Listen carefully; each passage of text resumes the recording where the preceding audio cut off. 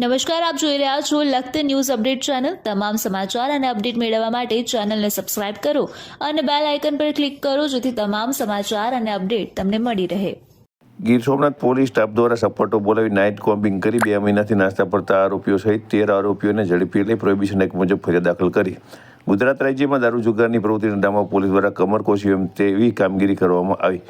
Gujarat Gir Somnath police દ્વારા ગીર સોમનાથ જિલ્લામાં દારૂ જુગાર સહિતની અસામરિક પ્રવૃત્તિને ડામવાથી એક્શન પ્લાન બનાવી નાઇટ કોમ્બિંગનું આયોજન કરવામાં આવ્યું હતું। નાઇટ કોમ્બિંગ દરમિયાન ઉના વિસ્તારમાંથી પોલીસ દ્વારા ₹21 લાખના ભારતીય બનાવટના ઇંગ્લિશ દારૂની 400 પેટીના નાસ્તા પડતા 5 આરોપીઓને ઝડપી લેવામાં આવ્યા હતા। સાથે એક આરોપીને એક્ટિવાની ડેકીમાં દેશી દારૂની કોથળીની હેરફેર કરતા રંગિયાત ઝડપી લેવાયો હતો। અન્ય 6 આરોપીઓ સહિત ટોટલ 7 આરોપીઓની પ્રોહિબિશન અંતર્ગત તેમની ધરપકડ કરવામાં આવતા મુદ્દામાલ કિંમત ₹37,045 મુદ્દામાલ સાથે ઝડપી લેવામાં આવ્યા હતા।